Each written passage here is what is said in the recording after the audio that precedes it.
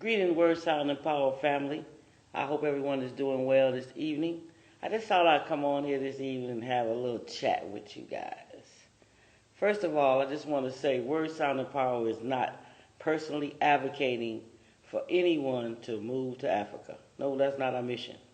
There's plenty of other people on YouTube trying to do that. That's why we stopped, filming for a while and just trying to restate our mission in this second year of word, sound, and power on YouTube. So let's get that clear out the gate. We're not advocating for anyone to move to Africa. Okay, we're advocating, to just check things out for yourself and be informed about the things that are happening to people of color, whether it be in Timbuktu, Atlanta, Georgia, or Jamaica. That's what we are on. So please get that right out the gate. Okay, I think that moving to Africa for anyone, or for any person or any family, is a personal decision, or a personal choice, that it should be left to the individual or to the family, not to me. I feel like it's a personal choice, like when I became a vegan, and I said I'm not going to eat any meat anymore.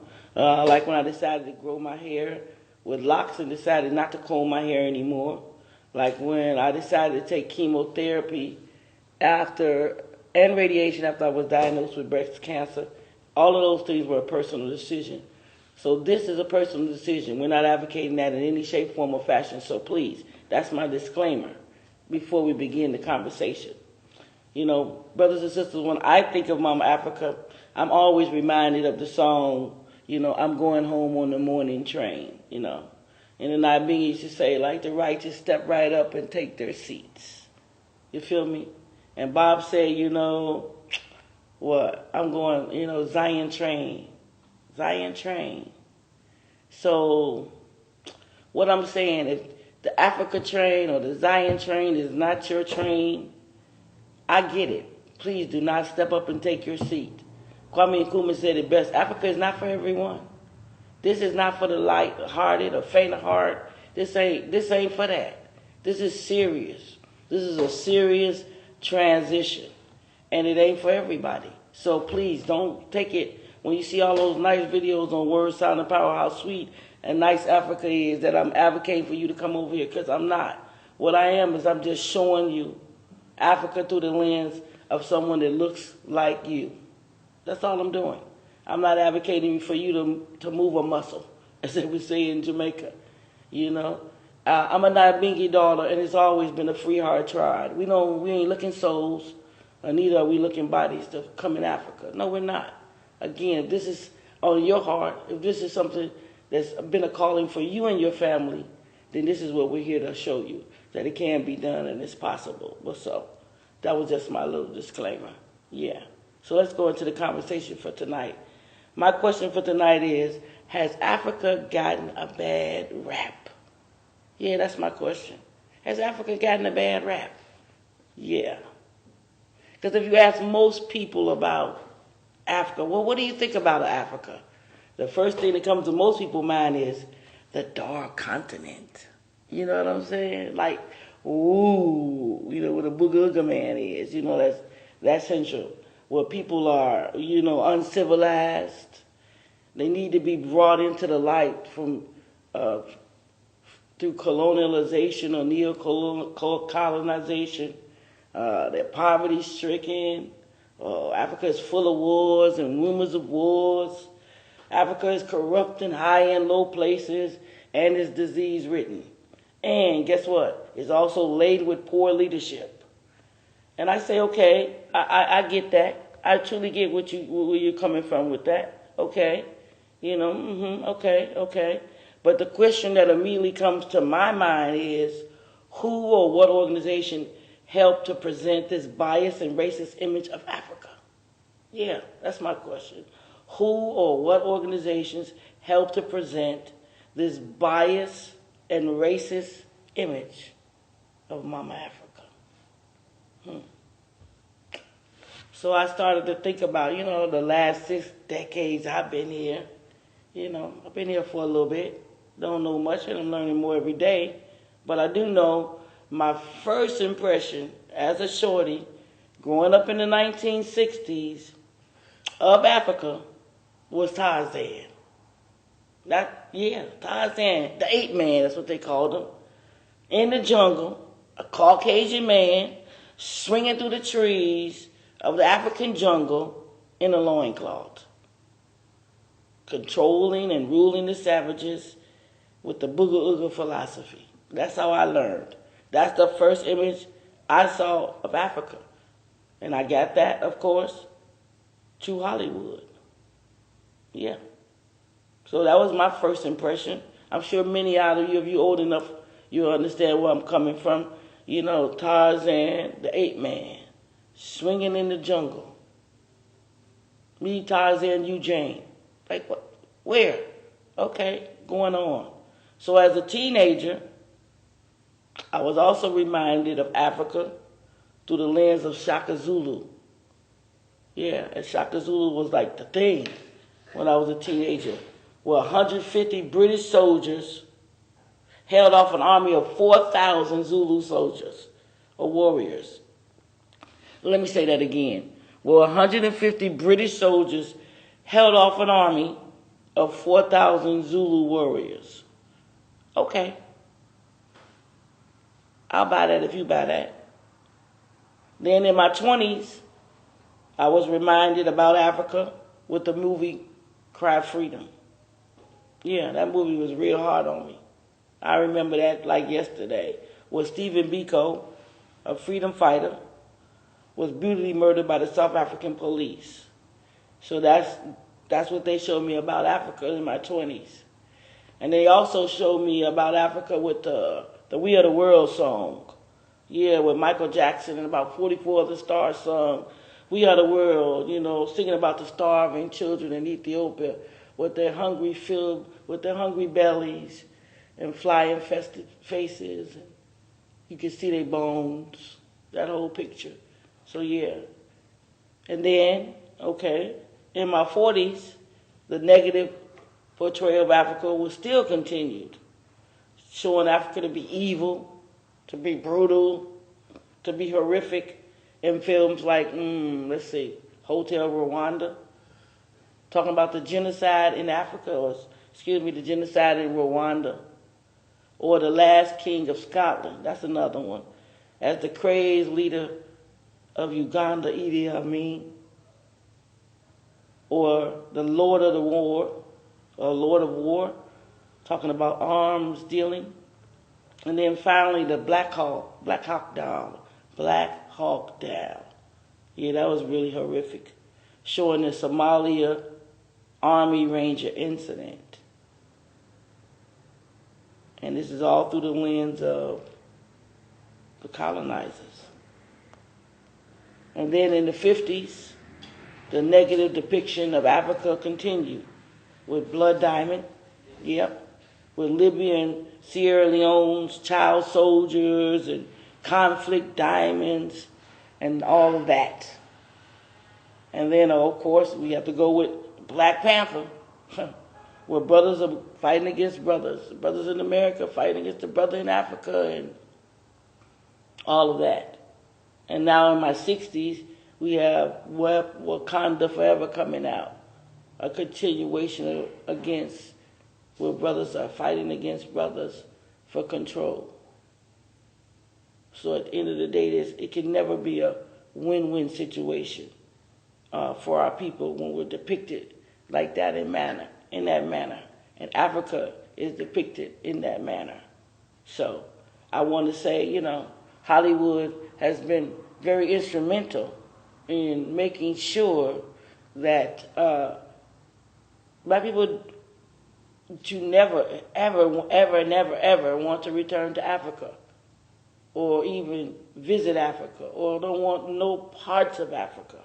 So Africa is like, oh no, like a taboo, like, oh don't dare, So for me, Hollywood has been very instrumental in making sure that our people have no inclination of what Africa is or is not. Okay? I also say the media has been very instrumental in shaping the perception of Africa, not just Hollywood. because the media has been extremely instrumental in portraying Africa in a negative light, with negative stereotypes, and reinforcing them every day in the hearts and minds of the people. Like 24/7, the news is broadcast 7 days a week across the 7 seas with this misinformation. You know what I'm saying? Let's be honest. Media does determine, the narrative. He who writes the book determines the storyline. And at the end of the day, it's not through the perspective, it's not through the lenses of our eyes. And I don't think that's fair. Because that same media tells the world how to perceive Africa. That same media tells how Africans so-called see themselves, which is not true. And it's not true.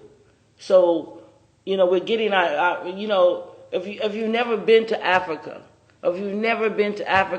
where are you getting your source from? Where are you sourcing your material from? You see what I'm saying? That's my problem.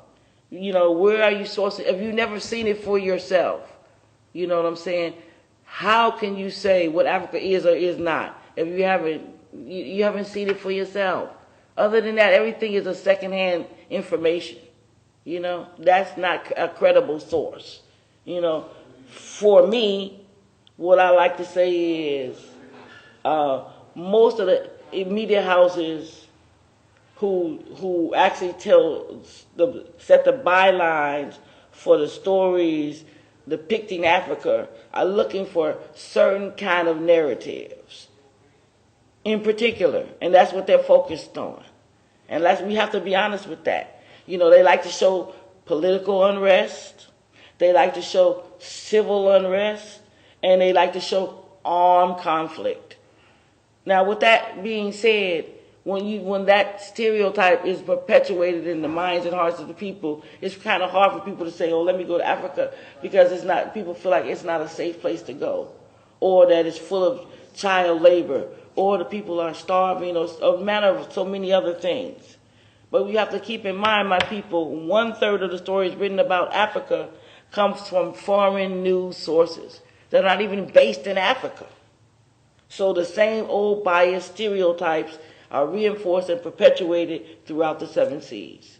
Let's be clear. So we've already said, of course, the stereotypes and how Africa has gotten a bad rap is through Hollywood. We've already said it's also gotten the bad rap through the media. And we also gotten a bad rap through people, everyday people, like yourself, like myself. Now, what's funny about this is most of the people who are trashing Africa, including African Americans, including Caribbean, including people from the UK, will never step foot in Africa. Yeah, I said it. What's funny is most of the people who are trashing Africa and have so much to say about Mama Africa,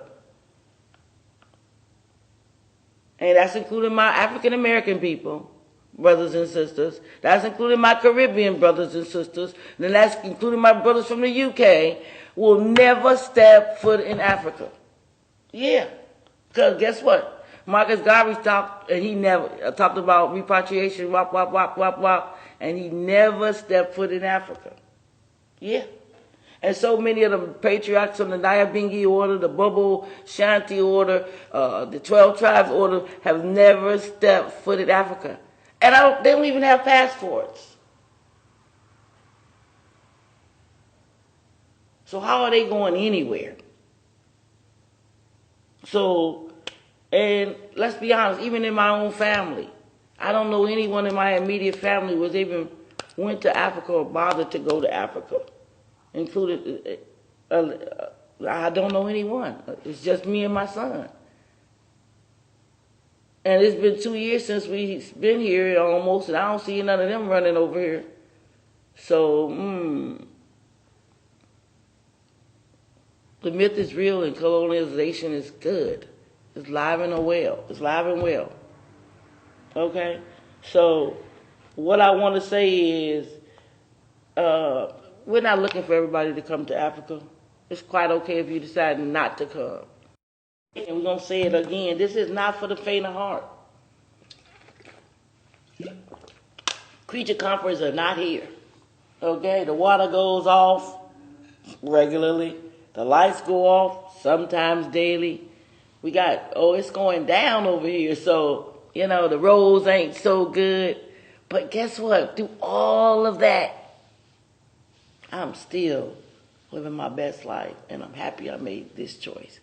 It ain't for everybody. And we ain't trying to convince nobody to come. As we say, we posted already. So it's your will. If you decide you want to do this or you don't want to do this, please don't put it on me. Okay. Moving on. The reason I'm saying this is problems arise when people with biased views talk about Africa and they don't understand Africans. Yeah, that's the problems arise when biased people give us their views and they know nothing or little or a great deal about Africa. And those people are short-sighted of the fact that they know very little about the daily struggles of the African man and woman, of whom they speak so negatively about.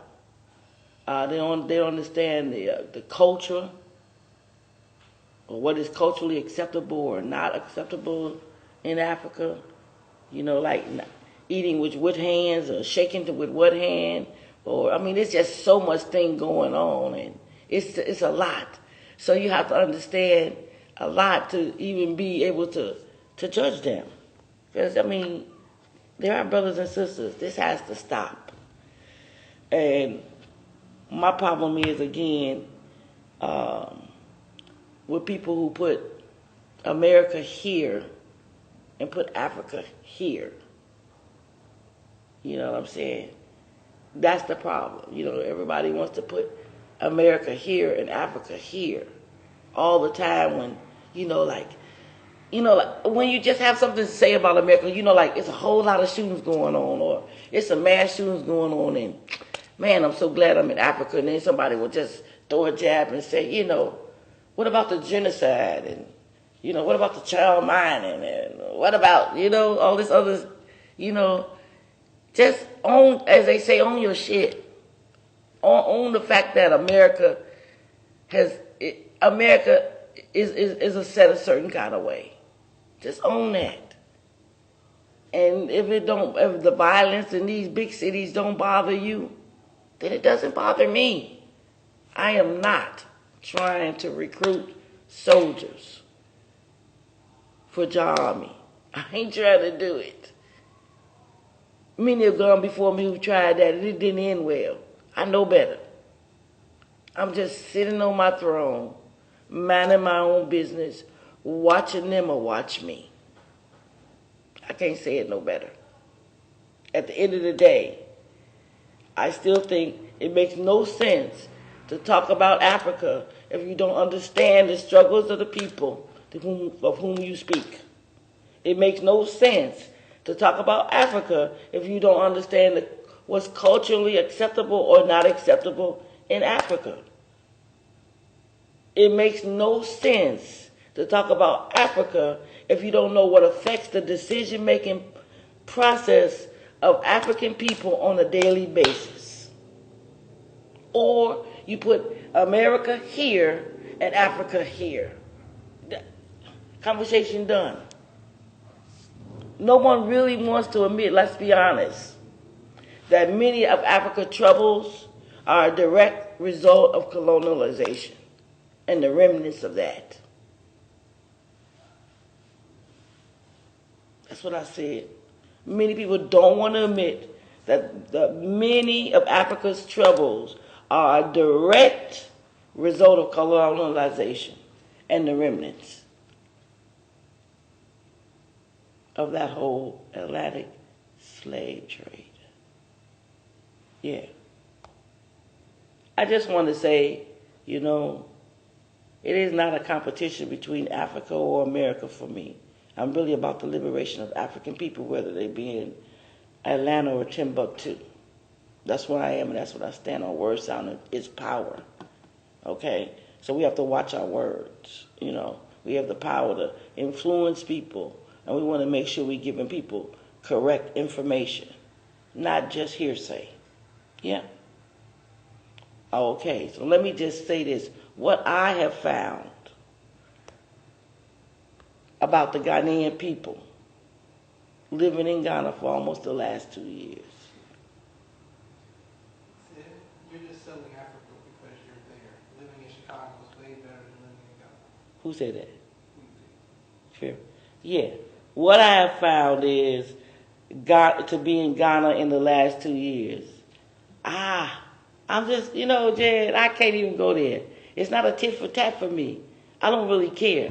Gunshot, poop, poop, you know, don't respect no guy. You feel me? I'm a thug just like the rest of them. I am from the all day. Chitty, chitty, bang, bang, nothing but a shot time thing, Chirac. But at the end of the day, I am tired of dodging bullets. I am. Maybe you're not. Maybe you're not, and you're not, and you're not, and you're not. I am. I'm speaking for me. So let me get back on task before we, you know, because it's not a tit for tat. It's either. 10,000 careless Ethiopians will go down with Babylon. It is whoever. Step right up and take your seat. If this is not your train, please don't board it. Don't take a seat. But if this is your train, then this conversation is for you. What I want to say about what I've learned that I didn't know after moving to Africa about Ghana and Ghanaian people. That's like I'm only going to speak for what I've learned since I lived in Ghana almost the last 2 years that I didn't know before I came here. Because I too had biased ass opinions. I too had stereotypes. I too was, as I told you, I had in my mind Tarzan in the jungle swinging, you know, through the jungle fast as he can. You know what I'm saying? You Tarzan, me Jane. That was my perception. And then it evolved over the years, and I showed y'all the path of how I thought until I became of age and started saying, wait a minute, But again, this conversation is about what I've learned about living in Ghana for the last 2 years. It ain't about Joe Blow or Joe Schmo. It's about me, okay? I found Ghanaian people to be some of the most educated people I ever met on earth. Educated black people yeah. Why do I say that? Because guess what? Most of them can talk 2 or 3 different languages. Okay? I mean, like, seriously. Fluently. That takes a lot. And a lot of them are engineers. Engineers are all... I've never seen so many black engineers in all my life in one place. Engineers. Black engineers. You know, there's a barrier to entry in anything named STEM. You know, I'm from the States. So, yeah, it's a barrier to entry, especially for girls, especially for black girls.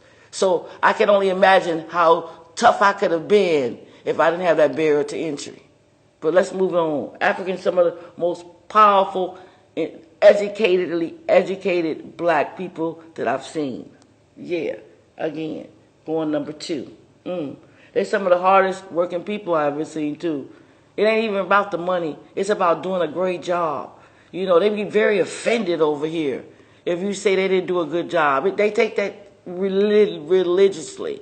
And it's almost an offense. Not just passing the day, you know, I'm just trying to get this done. My mind is on the party later, you know, or I'm go sexing my girl later or whatever. My mind ain't here 100%. You got about 50% of me. I know because I used to be that person.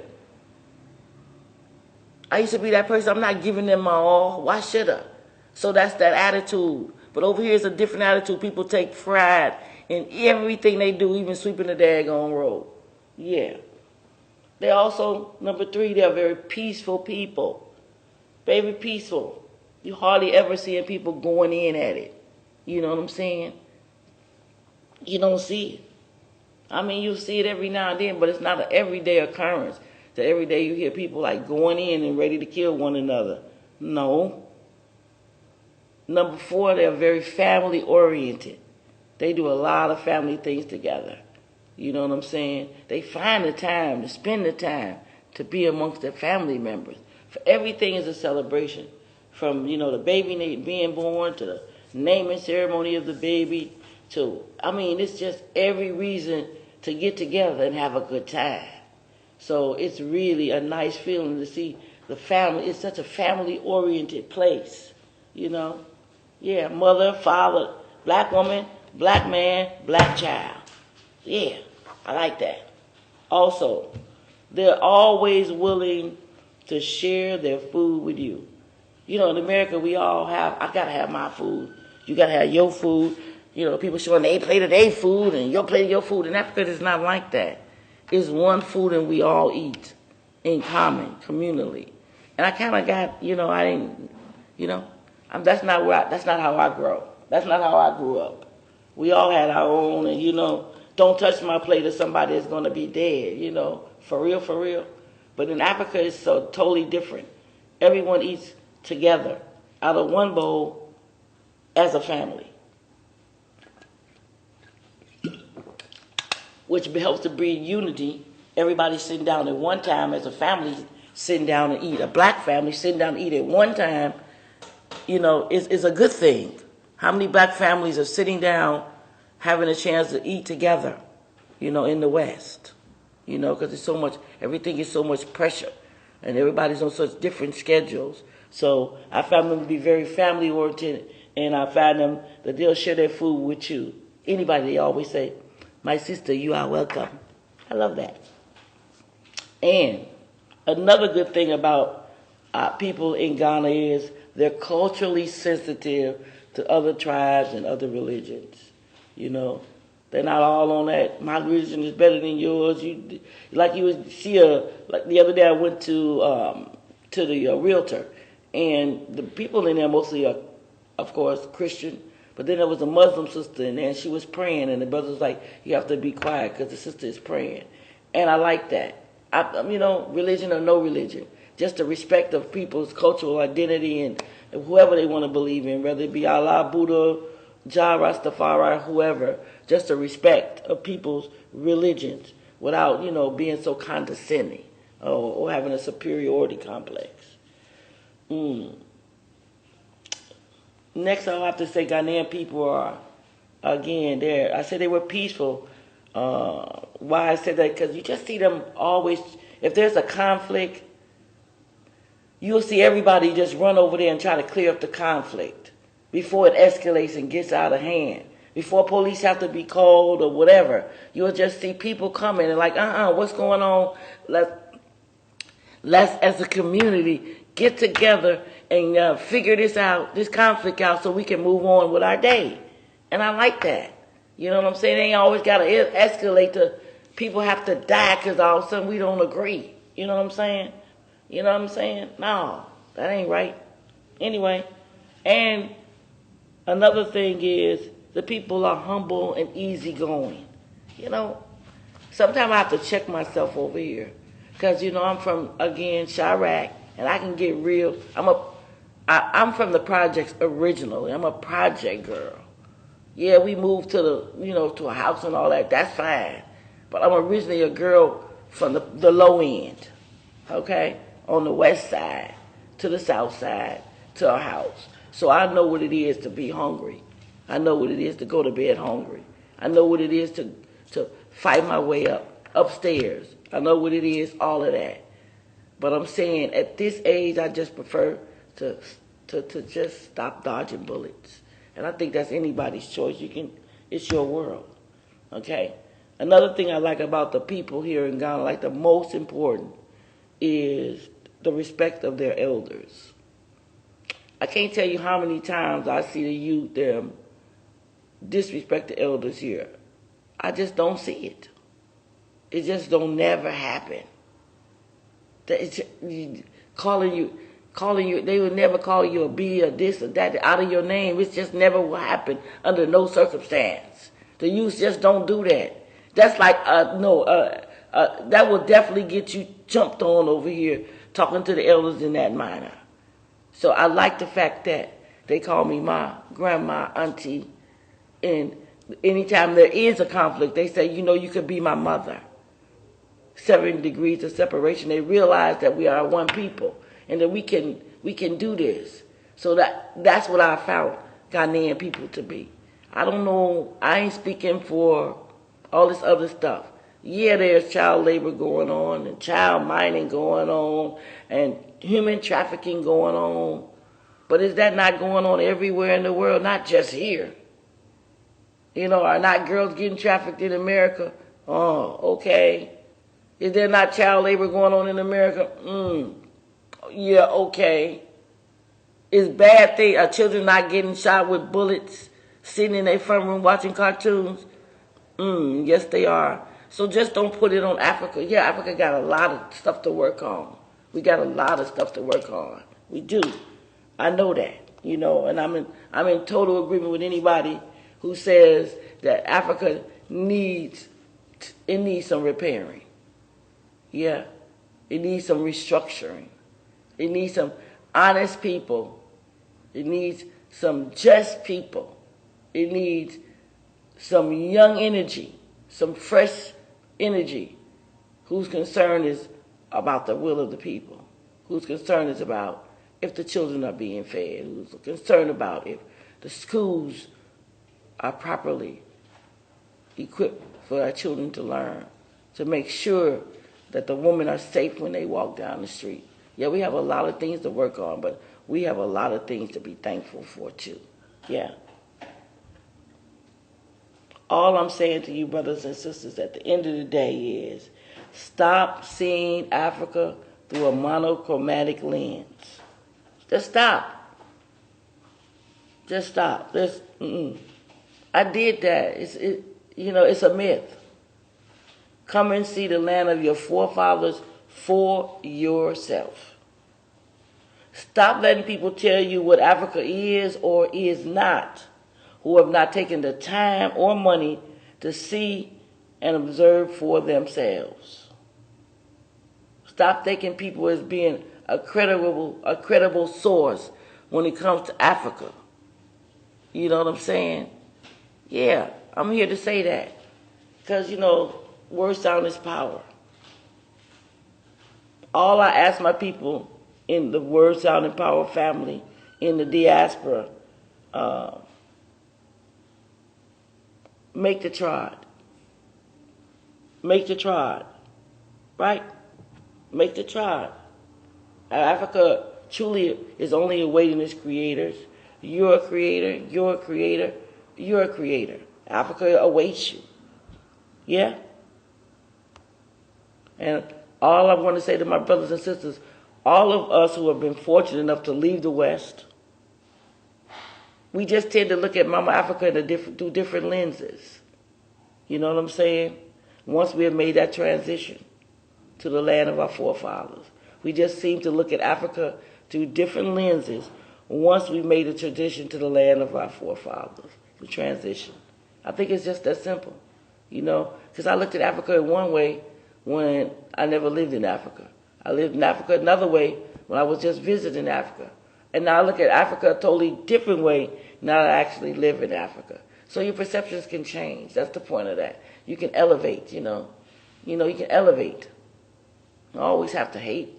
You can elevate, yeah? You can elevate, you know what I'm saying? Life is a transition east. So at the end of the day, all I ask you is, as a people, of those people who've actually made the journey, and those people who have actually crossed the Atlantic Ocean and decided to, live in Africa. I'm one of those people. I can tell you, the straight point and blank, I will never be the same. I will never, ever be the same. I will never, ever look at Africa the same. I will never, ever look at my people the same. So many things have changed. You know what I'm saying?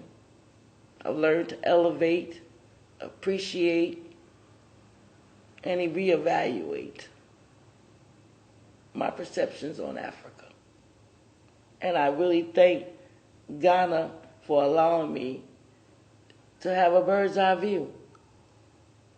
Not just to have a bird's eye view, because I'm not no longer looking out, looking in, but to be omnipresent, right in the moment. So I can see for myself and see what Africa is and what Africa isn't.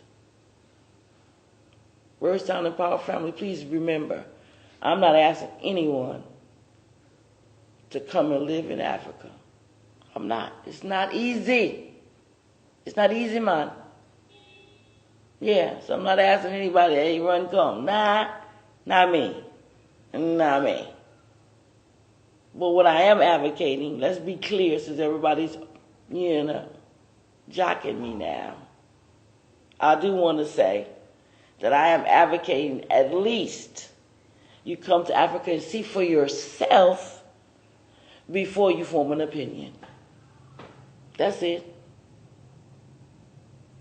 Because other than that, we've already proven that the people who write those books, that the people who put out those movies, the people who present the news, and people themselves are biased and racist in their views when it comes to the motherland. And they will never, ever present Africa in a positive light. It will always be a land of savage, untamed. Let's go back to the list. What's their perception of Africa? Let's go back in closing. Africa will always be uncivilized. It need to be brought into light through colonization or neo-colonization. Africa is poverty-stricken. Africa is full of wars and rumors of wars. Africa is corrupt in high and low places. Africa is disease-ridden. Africa is laden with poor leadership. Yeah. I'm here to change the narrative. And who don't like it, bite it. Word, Sound, and Power coming to you live and direct. We love you, family, and guess what? This ain't an easy try. So don't board this train to Zion or to Africa if it's not your train. Please do not step up and take a seat. One love, family. You are the key to your liberation. So put it in your meditation.